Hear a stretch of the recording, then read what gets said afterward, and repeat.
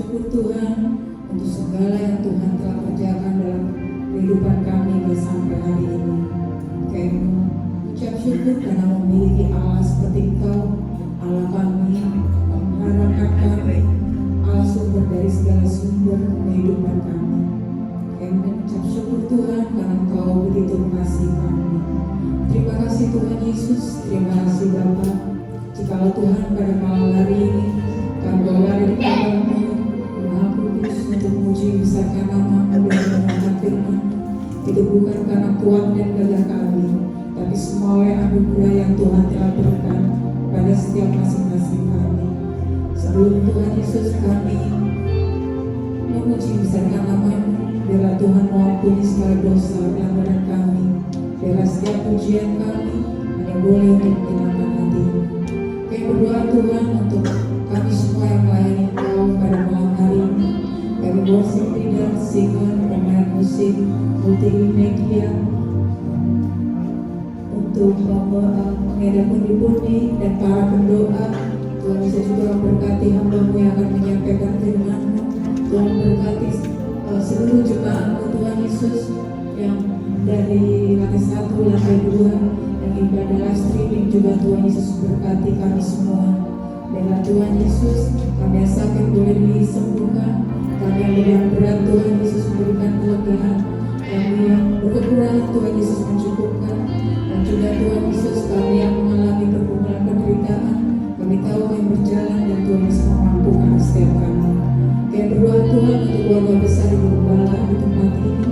Biarlah Tuhan mau pakai keluarga besar Ibu Gembala semakin hari semakin heran, dan hanya nama Tuhan Yesus saja yang dipermuliakan.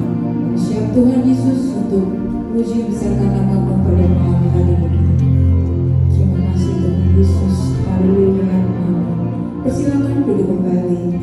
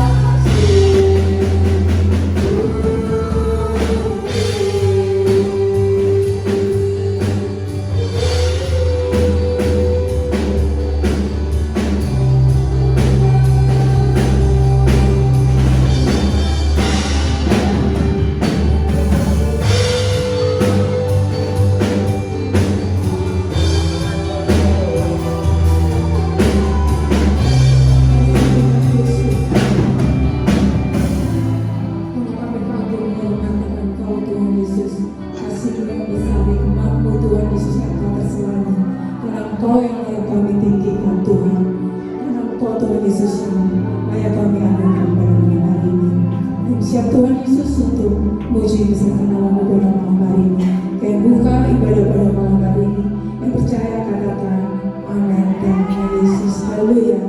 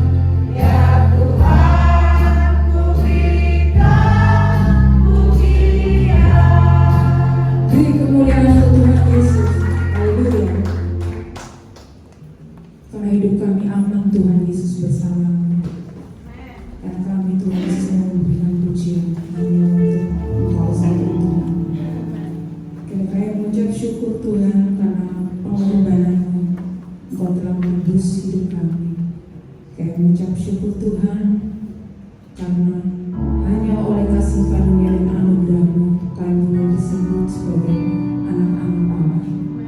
Terima kasih Tuhan Yesus karena Engkau begitu kasih-Mu yang luar biasa untuk setiap kami. Dan mengucap syukur Tuhan Yesus karena Engkau ada di dalam kami, membela hidup kami Tuhan hanya untuk Engkau Yesus. Siapkan hatimu dan hatiku untuk mendengar firman pada malam hari ini. Biar Roh Kudus yang mengampuni setiap kita dan mendengar Tuhan apa yang Tuhan mau sampaikan, sehingga kebenaran Injil, kebenaran firman Tuhan Yesus terus kita sebagai pengisi, sebagai inspirasi hidup kita hanya sesuai dengan kebenaran Injil. Haleluya.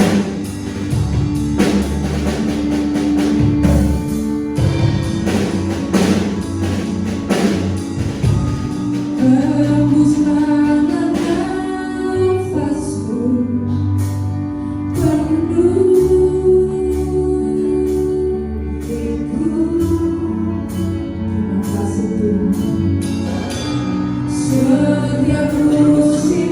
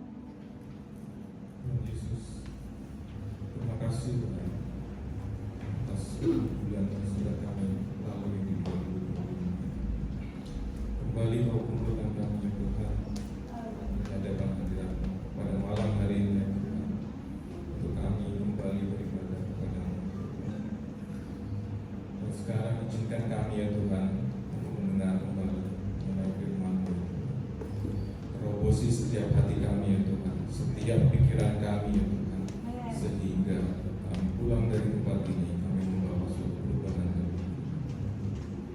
Terima kasih ya Tuhan, terimalah kami siapkan. Shalom saudara-saudara. Tanpa terasa sudah masuk ke akhir tahun kita ya. Sudah masuk ke November. Mungkin sudah ada di antara saudara-saudara sekalian, Bapak Ibu sekalian, sudah mulai pasang ornamen Natal.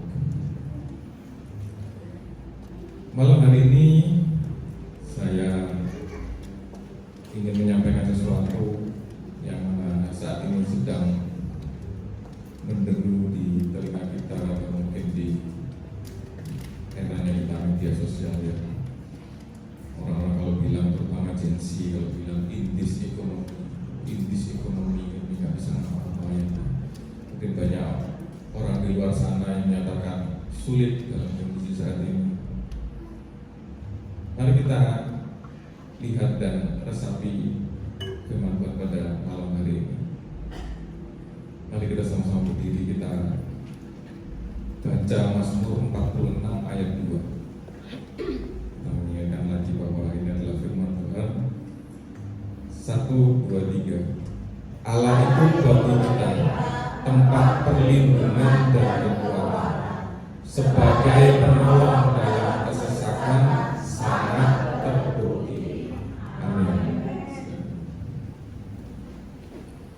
Allah itu bagi kita tempat perlindungan dan kekuatan, sebagai penolong dalam kesesakan sangat terbukti. Tetapi ketika kita masuk ke dalam kondisi ketika badai kehidupan datang, apakah ayat ini masih senantiasa kita pegang? Ini firman ini masih ada kelanjutannya dari yang pernah saya sampaikan tanggal 12 Januari 2025 ketika memulai awal tahun kita ya. Saya mungkin waktu itu bercerita kepada saudara-saudara sekalian tempat ini bahwa memulai tahun yang baru saya kehilangan sebuah pekerjaan saya ya. Dan sampai saya berbicara detik ini, pekerjaan itu tidak pernah kembali. Tetapi disitulah saya belajar bahwa pencobaan boleh datang ya, tapi Tuhan tetap sabar. Walaupun pekerjaan itu tidak pernah kembali, ternyata Tuhan mau sediakan sesuatu yang mungkin sudah disiapkan. Bayangkan ya, saat itu 12 Januari itu saya dan istri saya tidak tahu bahwa akan kehadiran satu berkat lagi. Ketika saya menyampaikan firman itu di tempat ini, kami tidak tahu bahwa Tuhan sedang mempersiapkan sesuatu untuk kami yang luar biasa. Kenapa kok Tuhan ambil pekerjaan saya itu? Mungkin saat ini baru terjawab setelah sekian lama ya. Kalau saya berusaha mati-matian mempertahankan pekerjaan itu menyita waktu ya, sedangkan ternyata Tuhan siapkan berkat. Kami diberikan anak kedua bulan September kemarin, puji Tuhan. Dan ternyata disitulah letak berkatnya. Karena kita itu tidak berpikir sejauh itu. Kalau kita bisa pikirkan itu, Tuhan itu letaknya ada di atas. Mungkin kalau di Surabaya itu kalau ada orang berdiri di puncaknya Geraha Pena itu ya, bisa melihat itu kondisi Ahmad Yani seperti apa, bukan begitu? Kita yang sedang jalan di situ mungkin kena macet, kita nggak tahu di depan itu ada apa sih. Tapi Tuhan yang di atas tahu ya apa yang terjadi di depan kita dan senantiasa akan mempersiapkan untuk itu. Tetapi mari kita melihat kondisi nabi-nabi yang ada di Perjanjian Lama. Mari kita buka Bilangan 11 ayat 14 sampai 15. Ini Musa ya. Musa berkata, "Aku Aku seorang diri tidak dapat memikul tanggung jawab atas seluruh bangsa ini sebab terlalu berat bagiku. Ya, dalam kondisi saat ini khususnya firman ini tajam kepada para pria-pria sebagai tulang punggung keluarga. Ya. Inilah Musa. Musa bilang bahwa saya tidak sanggup. Tanggung jawab ini terlalu berat bagiku. Dan bahkan kalimat berikutnya lebih tidak enak lagi. Jika engkau berlaku demikian kepadaku, maksudnya bicaranya sama Tuhan ya. Sebaliknya engkau membunuh aku saja. Jika aku mendapat kasih karunia di matamu supaya aku tidak harus melihat celaka. Musa minta apa? Akhiri saja itu saja. Banyak yang kondisi di hari-hari ini yang membuat kepala-kepala keluarga ini merasa tanggung jawab yang dipikul untuk menghidupi keluarga ini terasa berat. Termasuk saya secara pribadi, jujur saya bilang bahwa tahun ini luar biasa.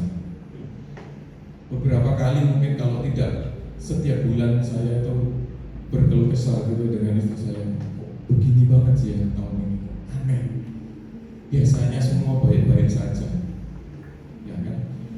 Bahkan diberikan berkat sama Tuhan kadang-kadang itu menutup mata. Kondisi saat ini dengan orang yang bilang inflasi, wah luar biasa. Selisih Dominic dengan Rebecca ini nggak jauh ya, cuma selisih 1 tahun, tetapi biaya persalinan luar biasa ya. Kalau orang bilang di luar sana inflasi mungkin 4%, 6% data dari pemerintah, tetapi kalau melihat sama-sama lahiran di tempat yang sama, di ruangan yang sama, dengan dokter-dokter yang sama, biaya persalinannya 30% lebih tinggi daripada tahun lalu. Luar biasa. Kemudian saya berpikir, kalau kami saja dalam kondisi saat ini begitu luar biasa, maka banyak juga mungkin di luar sana yang kondisinya tetap sama. Nah, kemudian saya bukalah firman Tuhan ini, saya teringat bahwa ada beberapa nabi-nabi Tuhan yang berusaha untuk mengakhiri hidupnya. Pertama Musa ini. Karena apa? Karena tidak sanggup dengan tanggung jawab yang begitu besar. Jadi tidak tahun 2025 ini saja. Bahkan sebelumnya saat Musa hidup juga sama kondisinya. Sempat ada badai kehidupan yang begitu berat sampai Musa ini merasakan sangat berat. Padahal sebelumnya kalau kita buka di Keluaran 15 ya, sebelumnya ya itu sebelum bilang.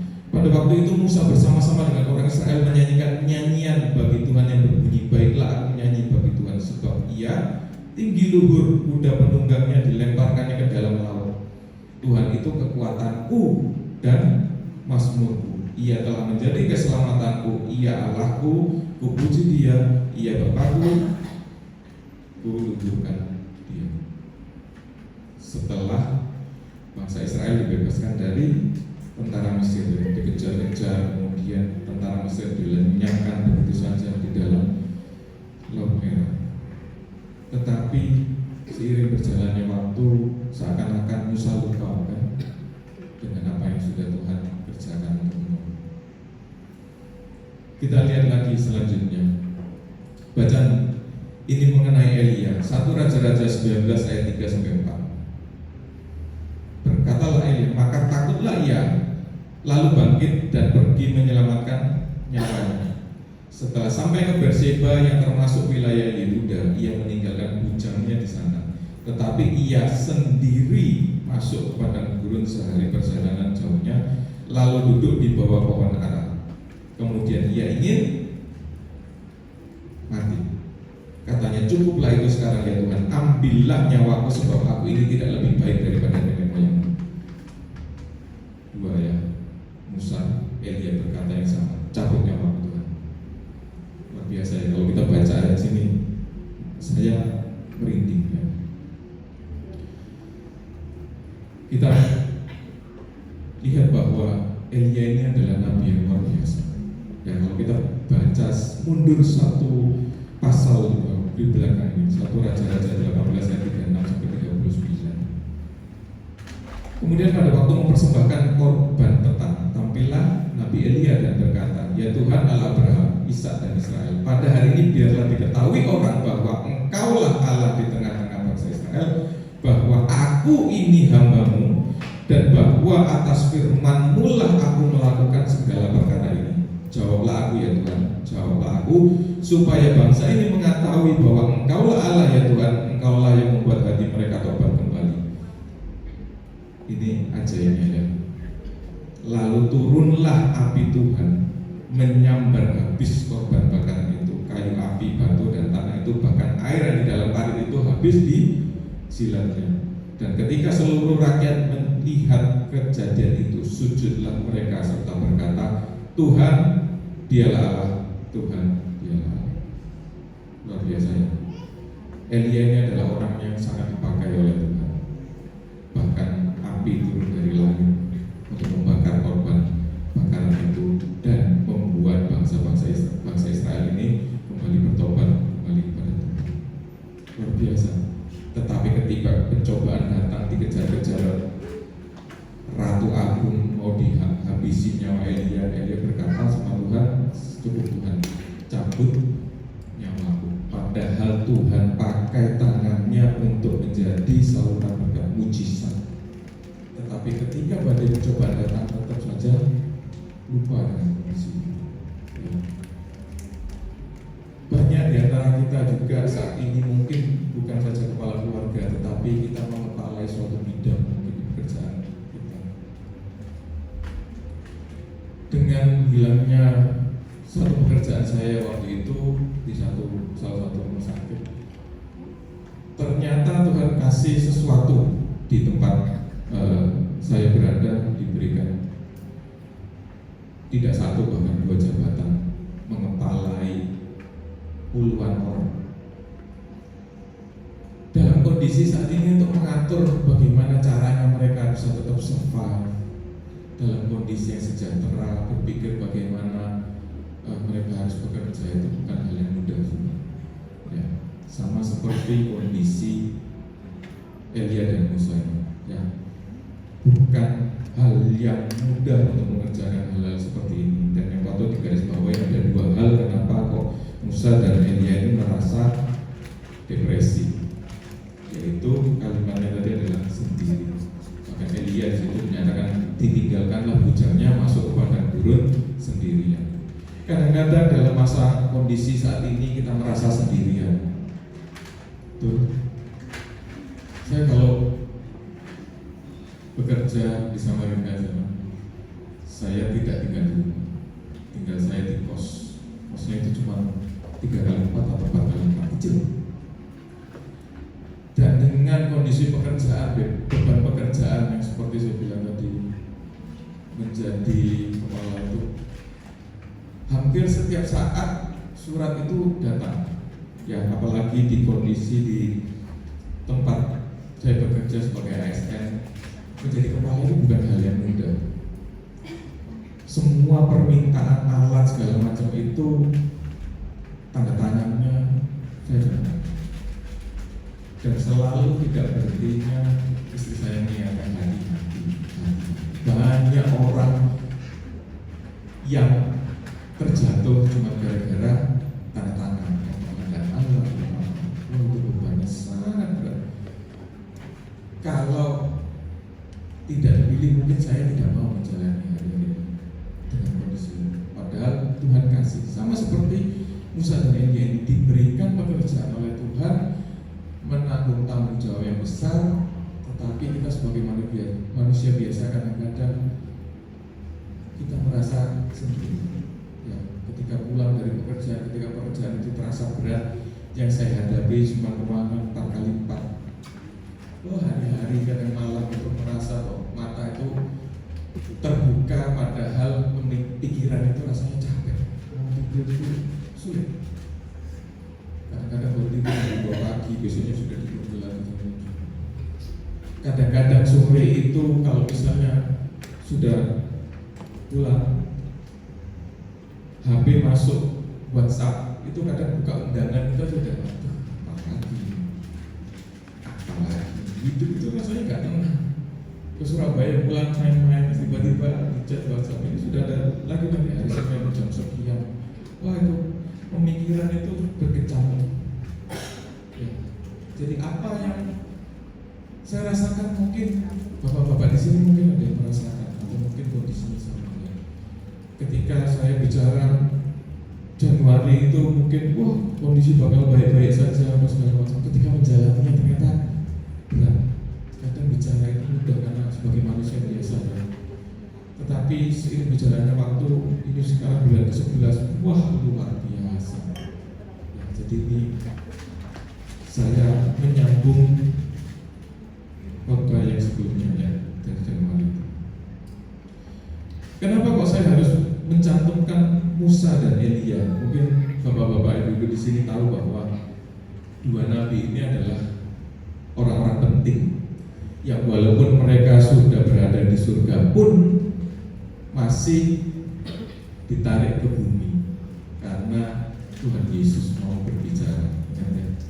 Ketika Tuhan Yesus naik ke gunung yang tinggi, kemudian di situ bertemu dengan Musa dan Elia, di mana Petrus akhirnya mau, saya siapkan kemah ya Tuhan untuk Elia dan Musa. Bayangkan Tuhan Yesus saja ketika berhadapan dengan sesuatu, Musa dan Elia yang berhadapan, ya di mana itu luar biasa. Tetapi pada masa-masa hidupnya juga mengalami apa yang kita alami saat ini. Jadi yang mau saya sampaikan adalah bahwa kondisi saat ini adalah kondisi yang sifatnya sementara. Mungkin berat, mungkin. Tetapi percayalah, kalau Tuhan bisa memakai Musa dan Elia yang juga orang-orang biasa, pasti Tuhan juga akan bisa memakai. Amin. Kemudian satu lagi, ada nabi yang ingin Tuhan cabut juga nyawanya. Mari kita baca Yunus 4:2-3. Tetapi ini adalah kondisi yang berbeda, dan ini adalah kondisi yang benar. Dan berdoalah ia kepada Tuhan, katanya, ya Tuhan, bukankah telah aku katakan ketika aku masih di negeriku, itulah sebabnya maka aku dahulu melarikan diri ke Tarsis, sebab aku tahu bahwa Engkaulah Allah yang pengasih dan penyayang, yang panjang sabar dan berlimpah kasih setia, serta menyesal karena malapetaka yang tidak didatangkannya. Jadi sekarang ya Tuhan, cabutlah kiranya nyawaku, maka karena lebih baik aku mati daripada hidup. Ini hal yang berbeda. Kalau Musa dan Elia stres karena pekerjaan yang diberikan Tuhan, Yunus ini berbeda. Yunus ini nggak suka, ya Niniwe mau diselamatkan sama Tuhan, nggak suka. Ngapain kalau kayak gitu, cabut aja nyawa. Kadang kita dalam kondisi kayak gini juga menghadapi hal yang sama.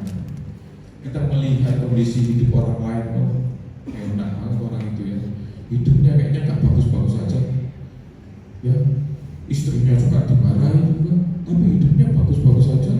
Tuhan kasih jabatan, Tuhan kasih semua berkat kayaknya kok melimpah. Kadang-kadang kayak gitu kan. Sama seperti Nabi Yunus, tidak ada masalah loh. Tuhan menyelamatkan Niniwe juga tidak mencabut nyawanya kan.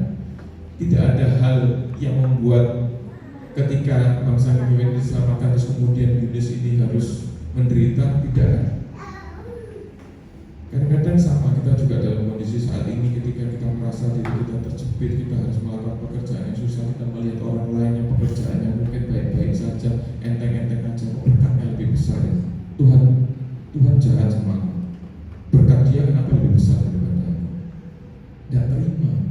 Padahal berkat yang Tuhan kasih itu tidak mengurangi berkatnya kita, tetapi kadang iri hati yang membuat kita merasa demikian. Padahal yang Tuhan kerjakan adalah kebaikan untuk kita. Jadi kondisi saya dan keluarga ketika bulan September kemarin mau lahiran, wah sudah panik sih. Pekerjaan saya tidak kembali, Tuhan kayak apa ini? Bulan Agustus itu saya nggak berdoa, biasanya kan pagi saja saya berdoa. Ini saya tambah ekstra, malam juga, pokoknya selesai semua itu Saya tambah emosi, saya berdoa, Tuhan tolong ini, saya tidak tahu bagaimana cara menghadapi. Saya betul-betul tidak tahu. Tuhan, saya minta pertolongan. Cuma itu aja. Setiap hari doanya sama. Dan setiap hari saya merasa di kamar kecil saya tidak dijawab. Tidak dijawab. Waktunya makin mepet. Ya. Sudah masuk ke pusat Tuhan. Ini mau September. Saya tidak tahu harusnya. Bahkan di saat-saat akhir itu mepet bulan itu seakan-akan saya itu tidak diizinkan bahkan ketemu Tuhan aja enggak. Kasih itu pekerjaan dari pekerjaannya, tiba-tiba dioperi pekerjaan dari senior saya, tiba-tiba ada yang keluar kota sehingga saya harus gantikan, tiba-tiba pegang satu rumah sakit swasta isinya itu tiba-tiba penuh jadwal, pagi, siang, sore, malam, pagi, siang, sore, malam, buka Alkitab itu tidak bisa. Saya bilang Tuhan kayak apa begini? Sudah hampir putus. Saya ingat hari itu hari Sabtu. Rencana saya biasa hari Sabtu itu kosong, mau berdoa, baru dibuka tuh, baru buka Alkitab, baru buka apa, telepon, tolong ada kondisi emergensi, kalau saya berangkat. Dan ternyata sampai di sana nggak terima satu, ada dua yang nunggu.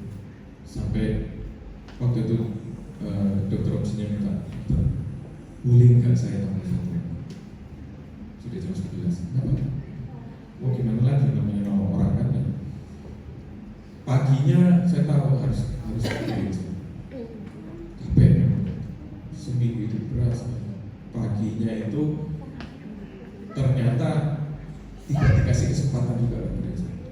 Jaga di rumah sakit yang lain. Dari pagi itu sudah menunggu yang kecelakaan.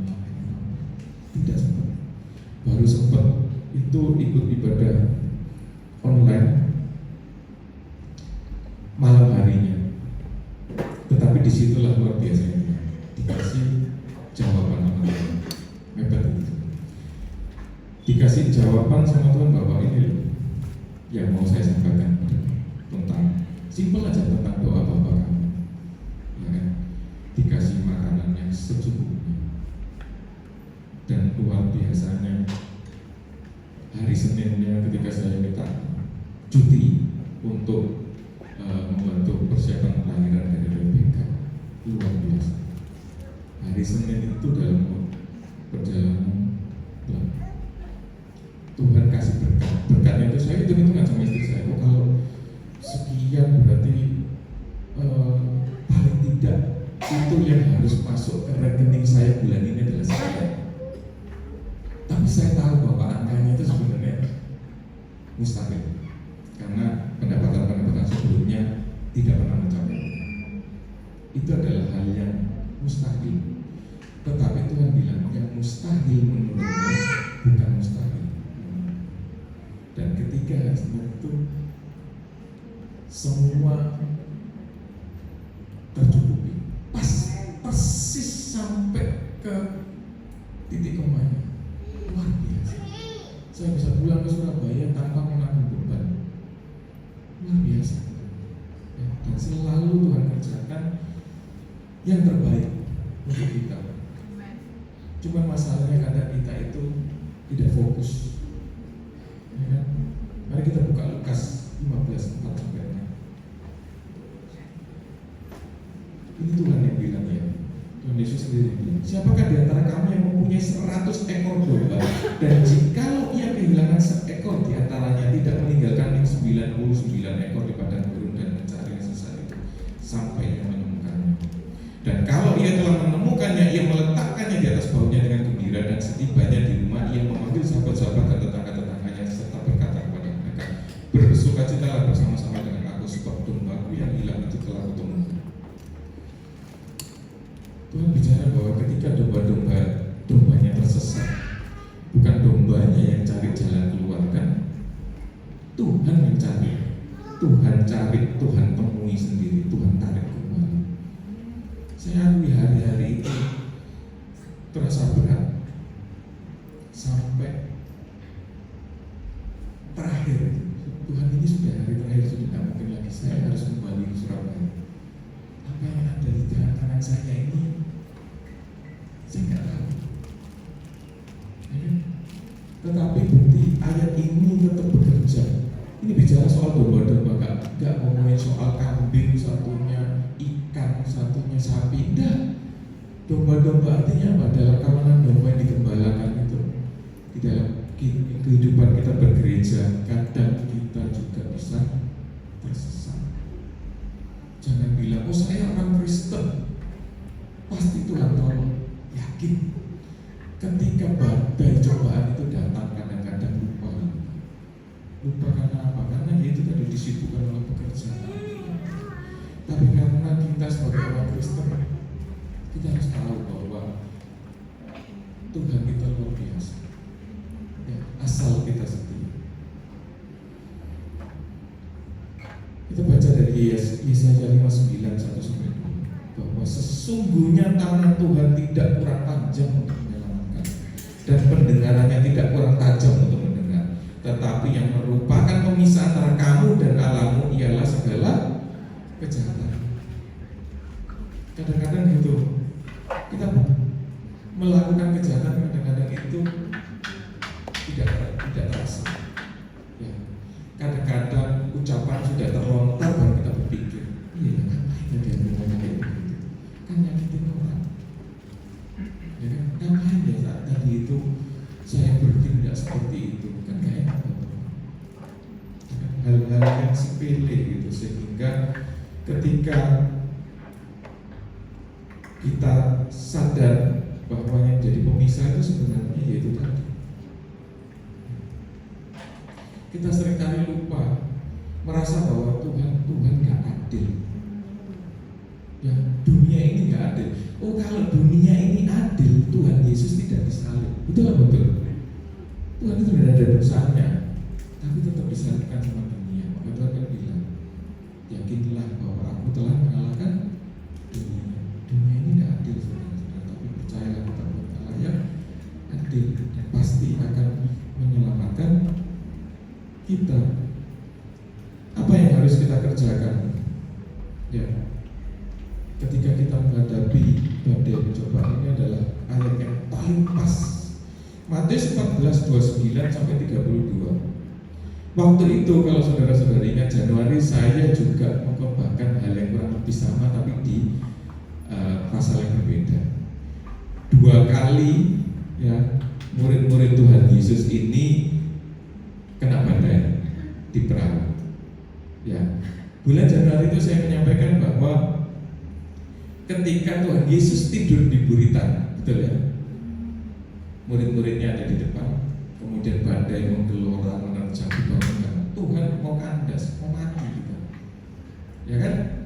Nah, sekarang saya bahas kelanjutannya. Sudah pernah ya kejadian yang sama di kapal yang sama, mungkin mau kandas kena badai, terus kemudian diselamatkan sama Tuhan Yesus.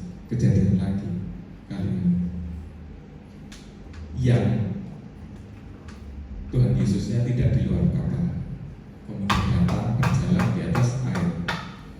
Kemudian kata Yesus, datanglah maka Petrus turun dari perahu, berjalan di atas air mendapatkan Yesus. Tetapi ketika dirasanya tiupan angin, takutlah ia, dan mulai apa saudara-saudara? Tenggelam. Jadi berada di dekat Tuhan Yesus pun bisa tenggelam. Kenapa? Hilang fokus. Ketika dirasanya tiupan angin, takutlah ia dan mulai tenggelam. Sama seperti kita ya, ketika badai menggelora, lupa Mazmur 46 itu ada. Ya, walaupun hidup dekat dengan Tuhan Yesus setiap hari, buka Alkitab segala macam, bisa tersesat dan bisa tenggelam karena hilang fokus. Tetapi kalimat berikutnya sangat menenangkan hati. Segera Yesus mengulurkan tangannya, memegang dia dan berkata, hai orang yang kurang percaya, mengapa kau bimbang? Lalu mereka naik ke perahu dan angin pun reda. Saudara-saudara, Bapak Ibu sekalian,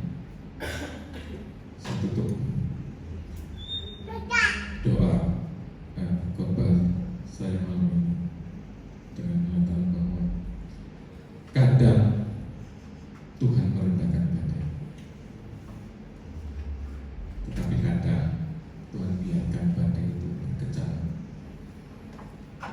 dan Tuhan ini menenangkan hati kita.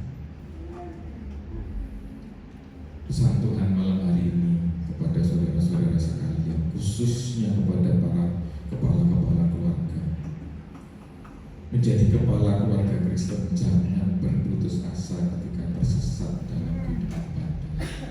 Percayalah, Tuhan akan mencari domba yang tersesat, dan tangan Tuhan tidak kurang panjang untuk menyelamatkan. Mungkin jawaban doa itu tidak nyata sekarang.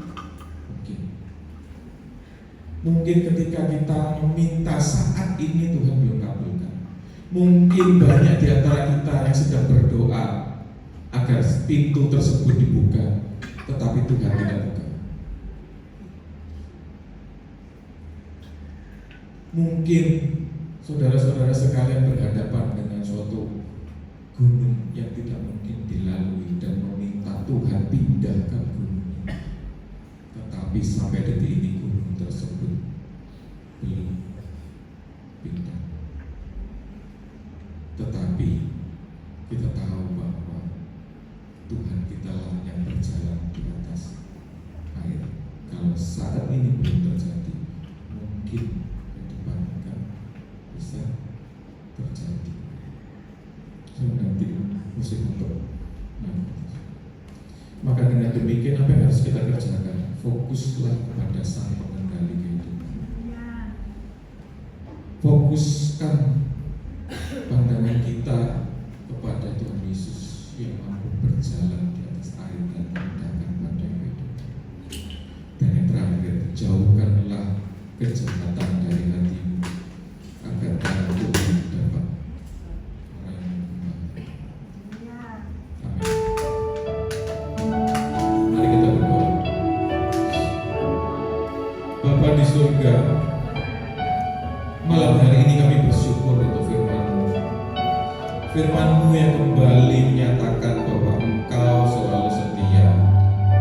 Tangan-Mu tidak pernah terlambat. Namun seringkali kami merasa waktu kami sudah habis. Kami sering merasa cemas, khawatir, takut, bahkan kadang-kadang kami depresi dan putus asa melihat tanggung jawab yang dibebankan di depan kami, melihat badai berkecamuk di sekeliling kami. Tapi hari ini kami belajar Tuhan bahwa Engkau tidak pernah terlambat. Kadang Engkau meredakan badai di sekeliling kami, tapi terkadang Engkau juga biarkan badai itu berkecamuk dan Engkau peluk dan menenangkan hati kami. Kadang gunung itu terlalu besar dan gunung itu tidak dapat kami pindahkan. Namun Engkau berikan kami kekuatan untuk mendakinya. Kadang jalan hidup kami tidak berubah walaupun kami memintanya dalam doa, tetapi Engkau kuatkan hati kami untuk berjalan bersama dengan iman. Tuhan, sekarang biarlah kami sebagai pemimpin-pemimpin rumah tangga ini ditempatkan di tempat ini, dan ajarilah kami untuk tidak mengerahkan dan tidak menyerah ketika keuangan mungkin menipis, ketika doa belum terjawab, ketika pekerjaan kami terasa sangat berat ya Tuhan. Sebab kami tahu Engkau sedang mengerjakan kebaikan untuk kami. Tuhan, kami tidak ingin fokus pada masalah kami. Kami tidak ingin fokus pada badai di sekitar kami. Dan kami tidak ingin fokus pada gunung yang besar di depan kami. Tetapi kami ingin memfokuskan hati kami kepada Yesus yang tetap berdiri kokoh di atas air, di atas badai, dan berkuasa terhadap semua elemen kehidupan. Yesus yang selalu mengulurkan tangannya untuk menolong kami di saat kami kesesatan. Engkaulah penolong yang teguh ya Tuhan. Dan dikala kami merasakan semua badai ini, kami tahu tangan-Mu satu-satunya yang sanggup menolong kami. Sehingga malam hari ini kami percayakan semua kehidupan kami, pekerjaan kami di dalam tangan-Mu. Kami percaya Engkau setia dan sanggup menolong kami tepat pada waktunya. Kami pulang dari tempat ini dengan hati yang penuh damai, dengan iman yang kembali diperbarui. Dalam nama Tuhan Yesus kami berdoa. Haleluya.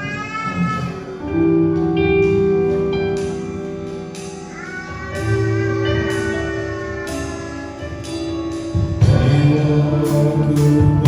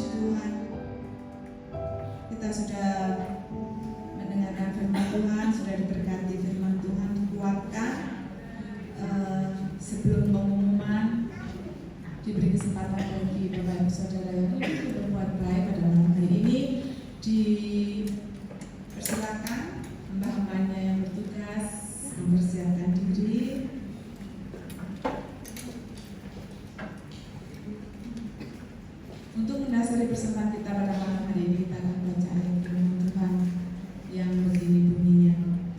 Bawalah seluruh persembahan persepuluhan itu ke dalam rumah perbendaharaan, supaya ada persediaan makanan di rumahku, dan pujilah aku, firman Tuhan semesta alam. Apakah aku tidak membukakan bagimu tingkap-tingkap langit dan mencurahkan berkat kepadamu sampai berkelimpahan? Karena itu hendaklah masing-masing memberikan menurut kerelaan hatinya, jangan dengan sedih hati atau karena paksaan, sebab Allah mengasihi orang yang memberi dengan sukacita. Amin. Dimohon Bapak Jatmiko memimpin kita dalam doa. Haleluya. Telah tiba saatnya bagi kami ya Tuhan Yesus untuk memberikan persembahan kami, dan kami tahu semuanya juga asalnya daripada Engkau. Kami mengucap syukur atas banyak kebaikan yang sudah kami rasakan tiap-tiap hari bagi kami. Ya Tuhan, terimalah persembahan kami, biar layak di hadapan-Mu, karena kami memberikannya dengan penuh sukacita. Berkatilah pula Tuhan bagi para pembawa puji-puji. Berkati mereka Tuhan, berkati keluarganya, berkati pekerjaannya, terlebih lagi pelayanan. Dalam nama Tuhan Yesus kami mengucap syukur. Haleluya. Amin. Tuhan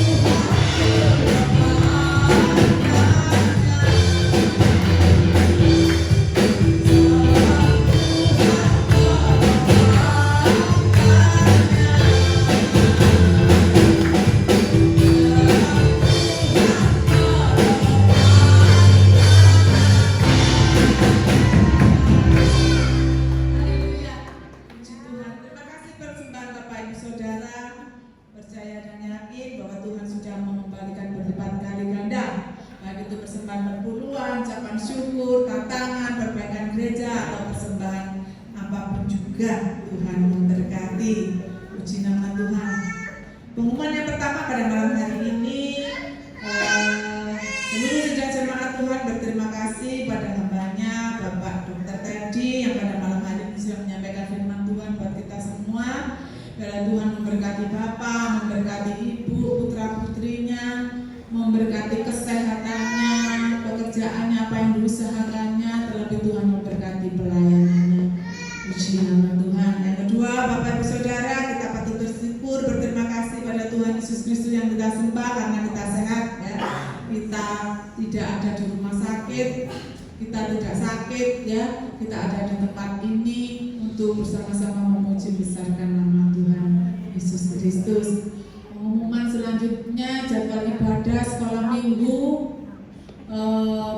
pada hari Minggu pukul 7:30 pagi, Rabu jam 6 sore doa malam, Jumat jam 6 sore kaum wanita. Tuhan memberkati. Natal di tempat ini tanggal 14 Desember jam 6 sore seperti pada biasanya seperti pada malam hari ini, ya. Persembahan Natal dikumpulkan di Ibu Pendeta Hariati. Terima kasih persembahan Natal yang sudah dipersembahkan ya. Tuhan memberkati, dan terima kasih perhatiannya Bu Karma dan Bu Cuk yang senantiasa memperhatikan Ibu Gembala. Tuhan memberkati. Puji nama Tuhan. Terima kasih sang leader singer. Tuhan memberkati pelayanannya pada malam hari ini. Tim musik, LCD, sound system, Tuhan memberkati beserta seluruh sidang jemaat Tuhan yang tetap setia, baik yang di atas dan di bawah. Tuhan memberkati ya. Jeripaya lelah kita tidak akan sia-sia. Puji nama Tuhan. Mari kita akhiri ibadah kita pada malam hari ini. Kita sama-sama bangkit berdiri, dan tidak lupa nanti setelah ibadah kita akan berlatih seperti biasa.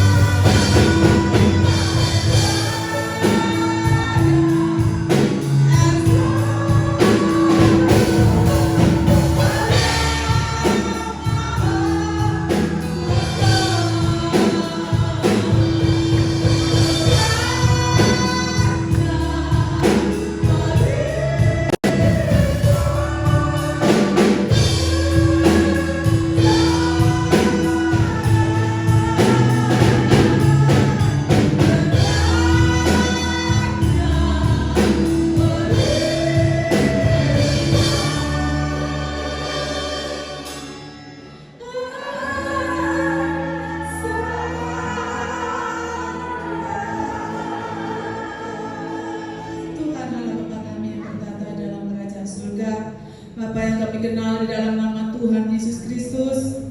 Bapa yang baik, Bapa yang tidak pernah meninggalkan kami. Terbukti Tuhan, Tuhan sudah lindungi, Tuhan sudah sertai ibadah kami pada malam hari ini dari permulaan pertengahan hingga akhirnya Tuhan.